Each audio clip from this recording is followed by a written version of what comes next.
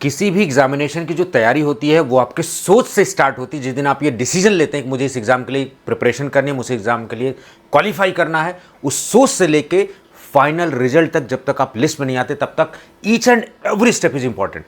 उसी सिलसिले में आप देखेंगे कि केजीएमई फार्मासिस्ट का जो 2025 का एग्जामिनेशन होने जा रहा है, यहां पर आप देखोगे एडमिट कार्ड जारी कर दिया जा चुका है। उन्होंने बोला था 3 दिन पहले जारी करेंगे, बिल्कुल सही तारीख पे जारी किया है। हालांकि कल कुछ बच्चे परेशान हो रहे, जब मैंने वीडियो डाली तो सर एडमिट कार्ड नहीं डाउनलोड हो रहा, फाइनली एडमिट कार्ड डाउनलोड हो रहा है। लेकिन बहुत इंपॉर्टेंट बात है, उसमें जो इंस्ट्रक्शंस क्या कुछ लिखे हुए हैं वो बहुत जरूरी है, क्योंकि छोटी छोटी बातें जो है ना आपके सिलेक्शन को आसान कर देती हैं और आपके सिलेक्शन को पुख्ता कर देती है। बाकी हमने कोई कसर नहीं छोड़ी है, चाहे वो कोर्सेज हो के जेमी का शक्ति बैच, वहाँ पर भी हमने बहुत अच्छे से पढ़ा है। और उसके बाद देखो कि पूरी पूरी वन शॉट सीरीज हमने, प्रीवियस ईयर क्वेश्चन की सीरीज, अभी बहुत सारे वीडियो जो एग्जाम के पहले तक हम लोग अपलोड करेंगे, सारी चीज़ आती रहेंगी, उसको आपको देखना है। दो जो मॉक टेस्ट हमने कराया है, उस मॉक टेस्ट को भी बहुत अच्छे से लगा के जाना है। तो लास्ट मोमेंट पे आपको रिवाइज करना है, प्रैक्टिस करना, रिवाइज करना, प्रैक्टिस करना। और लास्ट मोमेंट पे जब 1-2 दिन बचे हों तो हमेशा ज़्यादातर हमें रिवीजन ही करना चाहिए। चलिए, क्या कुछ इंपॉर्टेंट इंस्ट्रक्शंस उसके बारे में फटाफट हम लोग बात करते हैं। ये एग्जैक्टली एडमिट कार्ड है, ओरिजिनल एडमिट कार्ड है। यहाँ पर आप देखिए, तो सबसे पहले जो इंपॉर्टेंट स्टेप है वो है डिक्लेरेशन। आप पूरे एडमिट कार्ड में देखेंगे डिक्लेरेशन। यहाँ पर आई, जो भी कैंडिडेट का नाम हो, डॉक्टर या जिसका भी आप हैं, सन या डॉटर ऑफ, जो भी आपका गार्जियन, उनका नाम, ये सारी लिख के यहाँ पर डिक्लेरेशन बहुत इंपॉर्टेंट है। फिर उसके बाद आप देखेंगे यहाँ पर डेट और प्लेस लिख देंगे, सिग्नेचर ऑफ द कैंडिडेट वही सेम होना चाहिए जो अपने सिग्नेचर में डाला हुआ है, ये सब। Admit card should not be collected from the candidate, यानी इंस्ट्रक्शन सेंटर को दिया है, इन्विजिलेटर को दिया है कि भाई एडमिट कार्ड कलेक्ट नहीं करेंगे, एडमिट कार्ड जो है बच्चों के साथ ही रहेगा। बाकी इंपॉर्टेंट यहाँ पर शीट है, ये बहुत ज़्यादा जरूरी है, इसको देख लो आप एक एक इंस्ट्रक्शन ध्यान से। Please bring this admit card with 1 recent size passport colour photograph. एक रिसेंट कलर फोटोग्राफ चाहिए ही चाहिए, यानी कि 2 फोटोग्राफ चाहिए। एक तो रिसेंट कलर फोटोग्राफ जो बिना चिपका हुआ आपके पास होना चाहिए, एक्स्ट्रा होना चाहिए, और एक फोटोग्राफ यहां चिपकेगी, वो भी जो एग्जैक्टली मैच जो आपने अपलोड किया, वो ध्यान देना है। एक रिसेंट फोटोग्राफ और एक जो चिपकी हुई है, वो 2 फोटो चाहिए होंगी। और सेल्फ अटेस्टेड होगी। सेल्फ अटेस्टेड कैसे? फोटो चिपका के क्रॉस में साइन करना होता है, फेस को छोड़ के, उसको सेल्फ अटेस्टेड बोलते हैं हम लोग, इस तरीके से।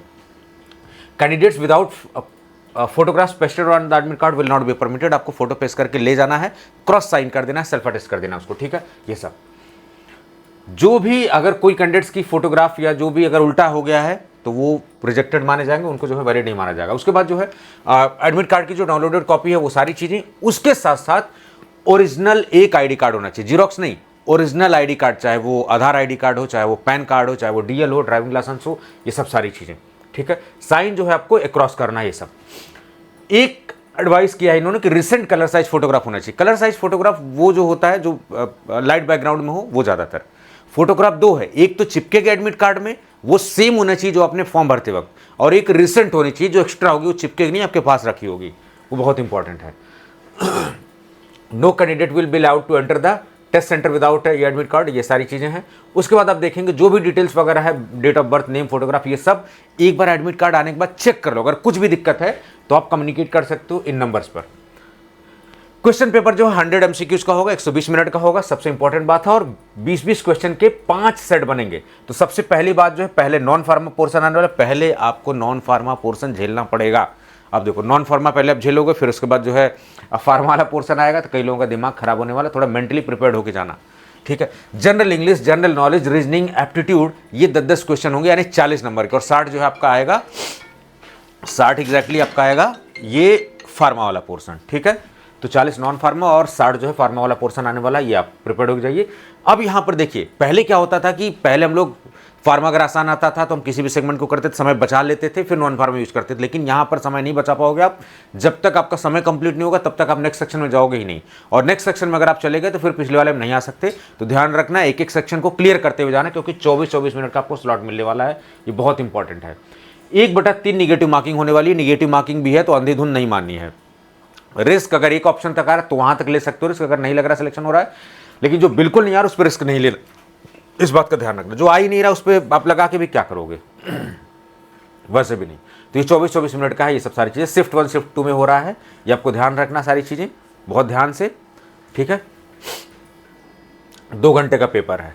देखो 1 से 3 वाला शिफ्ट है, और यहां पर आप देखोगे ये, तो दोनों शिफ्ट का आपको बहुत ध्यान से अच्छे से रखना है, ठीक है। ये जो भी गेट क्लोजर है, वो जो भी टाइमिंग आपकी एग्जाम की, उसके आधे घंटे पहले गेट क्लोज हो जाएगा। तो कहीं ऐसा ना हो कि आप सेंटर पहुंच जाओ, गेट के अंदर ना एंट्री करो, गेट के अंदर प्रॉपर्ली टाइम सेंटर कर देना, नहीं तो मामला फंस जाएगा वहां पर जाके, चलिए, क्लासरूम के बाहर जाने की अनुमति नहीं होगी एग्जामिनेशन पीरियड के टाइम पर। हालांकि देखा गया कि जब आपको वॉशरूम या कोई डिशीज हो, कोई इश्यूज हो, तो आप जा सकते हैं डिस्कस करके सारी चीज़ें, ठीक है। टाइम से आपको पहुंचना है, लेट कमिंग एंट्री जो है वो सारी चीज़ नहीं होगी। और यहाँ पर आप देखोगे जो भी रिपोर्टिंग टाइम हो उससे पहले मेंशन आपको करना है, पहुँचना है सारी चीज़ें, आधा घंटा पहले जो है एंट्री गेट ये सब।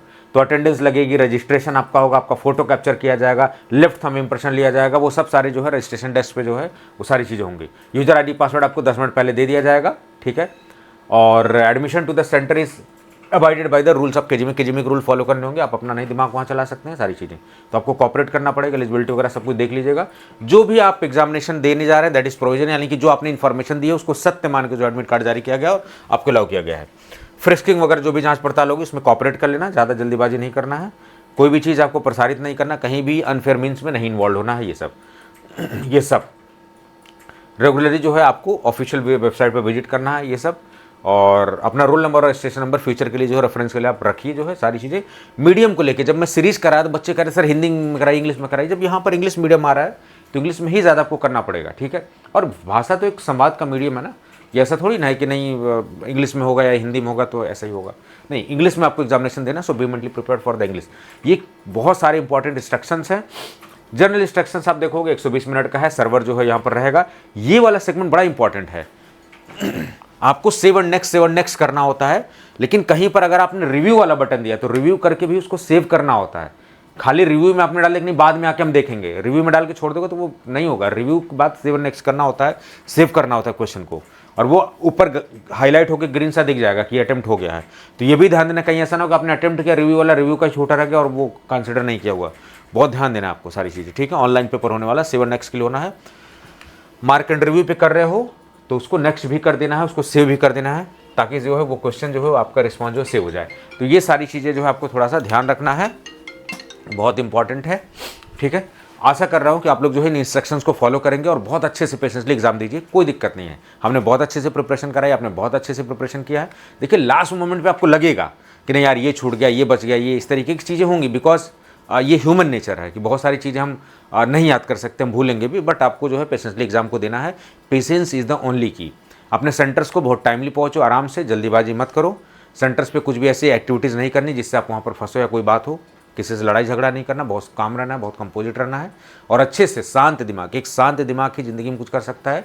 तो आपको हमेशा शांत रहना है और बहुत रिस्पॉन्सिबिलिटी के साथ एग्जाम देना है, ये मान के कि ये मेरा जो है पहला और आखिरी एग्जाम है, मैं यहाँ सिलेक्शन ले लूँगा या ले लूँगी। ट्रायल के लिए नहीं, सिंसियरली एग्जाम को देना बहुत अच्छे से, क्योंकि एग्जाम में आपका नॉलेज अब नहीं टेस्ट हो रहा, आपका पेशेंस चेक हो रहा है, सारी चीज़ें।